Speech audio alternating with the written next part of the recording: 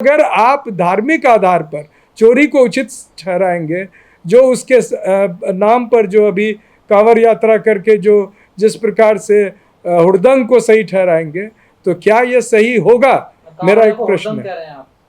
बिल्कुल, जो लोग हुड़दंग करते हैं हुड़दंग ही होंगे। तमाम ऐसे लोगों से यह प्रश्न करता हूं जो आरएसएस के गुलाम हैं और जो लोग आरएसएस के प्रति अपना निष्ठा व्यक्त करते हैं और यादव हैं जो अपने आप को कहते हैं, उन्हें समझना चाहिए बंगाल में उनकी मदद से सरकार पलटी जाती है, उड़ीसा में उनसे मदद ली जाती है और उत्तर प्रदेश में उनको निशाना बनाया जाता है, बिहार में उन पर चुन चुन के गोलियां चलाई जा रही है। रिया अहीर जो है उस पर उसको जान से मारने की धमकी मिली है। अब ट्रोलिंग एक अलग चीज होती है।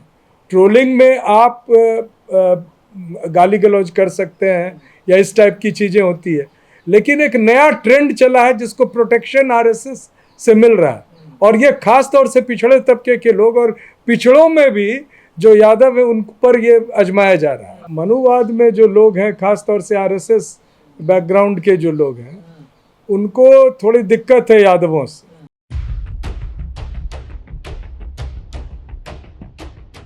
यादवों को टारगेट किया जा रहा है। पप्पू यादव को तो मारने के लिए भी नाम धमकी दी जा रही है। कुछ बाबा फरसा लेके उनके आवास पे भी पहुंच गए। कैसे देख रहे हैं सारे इसको? देखिए, जो सनातन शब्द का प्रयोग होता है और पप्पू यादव पर क्या आरोप, उन्होंने एक स्किट के एक ड्रामा के माध्यम से यह बताने का प्रयास किया कि जो यह सरकार है राम मंदिर में हुई लूट का है उस पर कोई कार्रवाई नहीं की जा रही है, बल्कि जो उसमें आरोपी है, असल आरोपी, उनको एक प्रोटेक्शन दिया जा रहा है। तो पप्पू यादव ने वहाँ मंचन किया, अपने आप को रखा, लेकिन ये पूरे मनुवाद में जो लोग हैं, खास तौर से आरएसएस बैकग्राउंड के जो लोग हैं, उनको थोड़ी दिक्कत है यादवों से। अब ये बात हमारे कई यादवों को सनातन से क्या दिक्कत है? क्यों विरोध करते हैं आप लोग? देखिए, हम तो सही बात करते हैं। हम भगवान कृष्ण भी जब कहे थे कि इंद्र की पूजा मत करो, गोवर्धन की पूजा करो, क्योंकि इससे हमारे गाय और उनको चारा मिलता है, तो नाराज हो गए थे इंद्र भगवान भी। तो यहाँ नाराजगी उनकी है। हमने तो कोई कभी किसी का अपमान नहीं किया, बल्कि जो वास्तविक रूप से होना चाहिए था, और जो, लेकिन देखिए ना किसको धमकियां मिल रही, पप्पू यादव को अब। लेकिन ये तो लेने के देने पड़ गए थे उस दिन। चौबे जी गए थे छब्बे जी बनने, दुबे जी बन के लौटे थे। वहां तो आप देखे ही होंगे क्या मंशा था।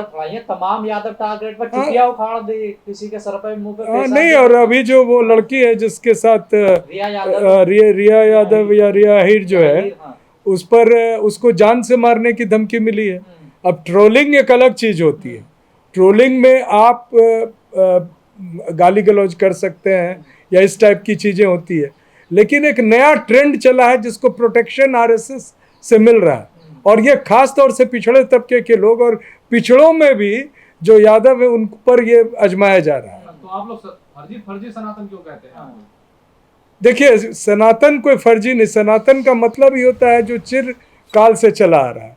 तो उसमें फर्जी तो वो होंगे जो उस नाम को बेचकर, उस नाम के पीछे छुपकर अगर लोगों के आंखों में धूल झोंक रहे हैं, अगर लोगों के पैसे को गबन कर रहे हैं और यह कह रहे हैं कि ये पैसे हमारे हैं। और आर्ग्यूमेंट देखिए क्या है उनका आर्ग्यूमेंट है कि पैसे देने वाले हम, मंदिर बनाने वाले हम, तुम कौन होते हो बोलने वाले। अब कल को वो कोई कहे कि भाई बंदूक मेरा, हम भी सनातन और तुम भी सनातन, हम चलाने वाले, हम मरने वाले, कानून बीच में क्यों आ जाएगा? नहीं, अखिलेश यादव मंदिर के पीछे पड़ गए, सारे यादव मंदिर चोरी, चंदा चोरी, आप तो बदनाम करने पर लगे पड़े ना। देखिए, नहीं, अखिलेश यादव को तो वो सूचना मिली तो ये उजागर हुआ। अब यही दिक्कत आ गई कि क्यों उजागर हुआ। अब वो सबसे बड़ी बात उन्होंने कोशिश की ये देखने का कि जो वहाँ पर एक कोई यादव सरनेम वाला है, अब वो तो असल संगी है। आरएसएस में जो लोग होते हैं उनकी जाति नहीं होती है, वो आरएसएस के ही गुलाम होते हैं। तो वहाँ पर वो व्यक्ति उस आदेश के तहत वर्षों से काम कर रहा था। अब उनको अचानक से बना दिया गया कि अखिलेश यादव के हैं। देखिए, यहाँ पर सबसे बड़ी बात है कि जो चुनौती दिया जा सकता है इस मुल्क के, इस देश के सबसे बड़े समुदाय, ताकतवर समुदाय, हालांकि वो पिछड़े हैं, गाय भैंस चराते हैं, अधिकतर लोग गरीब हैं, लेकिन जो सही बात कहने की गांव-गांव में हिम्मत रखता है वो एक यादव ही होता है। जब आज यादव टारगेट किए जा रहे हैं, जो बीजेपी या दूसरी पार्टी में यादव है, वो क्यों नहीं आ रहे समर्थन में आप लोग? ये मैं तो, आपका प्रश्न सही है, मैं तमाम ऐसे लोगों से यह प्रश्न करता हूं जो आरएसएस के गुलाम हैं और जो लोग आरएसएस के प्रति अपना निष्ठा व्यक्त करते हैं और यादव हैं, जो अपने आप को कहते हैं, उन्हें समझना चाहिए बंगाल में उनकी मदद से सरकार पलटी जाती है, उड़ीसा में उनसे मदद ली जाती है और उत्तर प्रदेश में उनको निशाना बनाया जाता है, बिहार में उन पर चुन चुन के गोलियां चलाई जा रही हैं। कुछ लोग ये पूछ रहे हैं कि ये अगर ये दरगाह में चोरी होती तो जो कुछ पप्पू यादव ने क्या वो मौलाना बन के बैठेंगे? वो ऐसे ऐसे सवाल पूछ रहे हैं। अगर दरगाह में चोरी होगी तो भारतीय जनता पार्टी और आरएसएस के पास इतनी ताकत है कि वो सीधे बुलडोजर लेके पहुंच जाएंगे और उनको जब बुलडोजर लेके वो निहत्थे और गरीब लोगों के यहाँ भी जब पहुंचते हैं तो क्या उनको चुनौती मिलती है? कानून के सम्मत वो करते हैं। कौन रोका है कि ये करने? ये क्या कोई आर्ग्यूमेंट है कि मौलाना चोरी करता है तो हमारे धर्म में भी चोरी हो?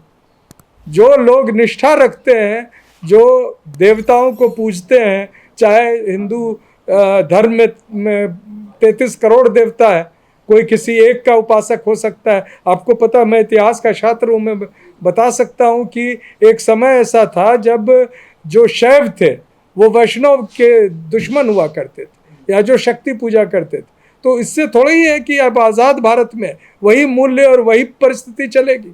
हम तो मांग करते हैं कि आप देखिए, अपने ही धर्म में जो लोग सही ढंग से चलाए उनका धर्म भी उठता है, उनके धर्म की पूजा भी अधिक होती है, उनकी धर्म की जो एक प्रतिष्ठा है बढ़ती है। लेकिन अगर आप धार्मिक आधार पर चोरी को उचित ठहराएंगे, जो उसके नाम पर जो अभी कांवड़ यात्रा करके जो जिस प्रकार से हुड़दंग को सही ठहराएंगे, तो क्या ये सही होगा? मेरा एक प्रश्न है। बिल्कुल, जो लोग हुड़दंग करते हैं हुड़दंग ही होंगे। इसलिए तो कहा जाता है आप लोग धर्म विरोधी हैं। नहीं, मैं तो पूछता हूँ कि अगर हम धर्म विरोधी हैं तो जो जितने कांवड़ लेके जा रहे हैं, ये बड़े बड़े भारतीय जनता पार्टी के नेता जिनके बच्चे विदेशों में पढ़ रहे हैं, उनमें से कोई क्यों नहीं धर्म को बचाने के लिए यहाँ आ जाता है? अरे वो सेवा कर रहे हैं ना, उनके देखिए, उनके माँ बाप तो सेवा में लगे हुए हैं ना। नहीं, उनके माँ बाप तो क्या, हम लोग क्या कर रहे हैं? हम लोग देश की सेवा उनसे अधिक कर रहे हैं। आप अखबार उठा के देखिए, रोज अगर एक शहीद होता है, अगर 5 शहीद होते हैं तो 5 में 5 अधिकतर पिछड़े वर्ग से होते हैं और उनमें से कम 4 शहीद यादव समुदाय से होते हैं। तो हम राष्ट्र की सेवा नहीं कर रहे हैं। और आप कल कहेंगे कि जो सेना के में मर रहे हैं, जो रजांगला के युद्ध के बारे में जो जानते होंगे, वो उनको पता होगा कि चीन को अगर भारत के अंदर घुसने से रोका तो ये सिर्फ जिस रेजिमेंट में अहीर सैनिक थे वही रोक पाए थे। लेकिन आज आप उसको सिर्फ जाति के आधार पर, चूंकि हम प्रश्न करेंगे तो ये तो देखिए, ये सिर्फ यादवों के साथ नहीं है। छात्र अगर प्रश्न कर रहे हैं तो उनको टारगेट किया जा रहा है। छात्र कोई एक जाति से थोड़ा ही थे, जंतर मंतर पर तमाम पढ़े लिखे लोग थे। और मैं मान के चलता हूँ कि जो जनजी थे वहाँ, वो किसी दायरे, किसी जाति में नहीं थे, वो अधिकतर ऐसे लोग थे जो प्रतिष्ठित समाज और प्रतिष्ठित जातियों से थे। लेकिन उन्होंने जब प्रश्न किया तो ये आरएसएस की सरकार, बीजेपी की सरकार ने उनके साथ जो सलूक किया है वो अंतर्राष्ट्रीय खबर बन चुकी है। लोग पूरे दुनिया में इसको देख रहे हैं और इस बेशर्मी पर भारत का एक तरह से उपहास कर रहे हैं। और जो लोग अपने आप को राष्ट्रभक्त कहते हैं, उनको समझ में आना चाहिए कि भारत के इस छवि के लिए वो जिम्मेदार हैं और जनजी के प्रति जो वो न्याय कर रहे हैं उसका तो वो बाद में उनको ये जवाब देना आपकी पार्टी संसद नहीं चलने दे रही, अमित शाह का इस्तीफा मांग रही है, ये कौन सा तरीका? नहीं, अमित शाह से तो पहले कहा जा रहा है कि आप आके सदन में बयान दें, वो बयान ही नहीं दे रहे हैं। उनसे पूछा जा रहा है कि जो छात्रों पर गोलियां चलाई गई, एक तो हमारे मंत्री एक ने कह दिया कि गोली ही नहीं चली है। अब जो लोग, आप लोग तमाम जो आपके व्यूअर्स हैं, जो लोग अक्सर देखते रहते हैं आपके चैनल को भी और भी चैनल को, वो देख रहे होंगे कि पैलेट्स लगे हुए, मुंह पर गोलियां लगे हुए, वो क्या शौक से अपने मुंह पर खुद गोली चलाया था? तो ये बयान तो निश्चित तौर से अमित शाह जी का क्या दोष है जो आप इस्तीफा मांग रहे हैं? किसके आदेश से गोली चली, किसके आदेश से वहां पर जंतर मंतर पर लोगों पर इस तरह से जो आंसू गैस छोड़े गए और एक ट्रक ईंटों भरा लाया गया, किसकी साजिश थी, किसका इशारा था, ये देश को जानना जरूरी है। India wants to know. पर सर कुछ पुलिसकर्मी भी तो घायल हुए, उसको तो नहीं बोलते हैं आप लोग? देखिए जो पुलिसकर्मी घायल हुए हैं, कई उनमें से तो बैच भी नहीं लगा के आए थे, कई तो उसमें वर्दी भी नहीं थे। अगर वो कह रहे हैं हम घायल हुए हैं, तो उनको अपनी पहचान तो पहले देश को बचाए। कौन कहता है कि अगर कोई वर्दी में कोई आदमी, अगर कोई भी हमारे देश के सेवा करने वाला, तो उसको खून देने के लिए भी हम ही जाते हैं। राजस्थान में जयपुर में करनी सेना पे लट हो जाती है पुलिस ने, तो वो भी रो रहे हैं। देखिए सर, आप भी रो रहे हैं, तो है किसकी फिर बीजेपी? इसीलिए तो हम पूछ रहे हैं कि इसको वोट कौन दे रहा है। ये तो वोट ईवीएम से ले रहे हैं और शासन कर रहे हैं। इनको न करनी सेना वाले दे रहे हैं और न ही पिछड़े वर्ग दलित समुदाय के लोग दे रहे हैं, और अल्पसंख्यक तो इनसे नाराज हैं। जय संविधान।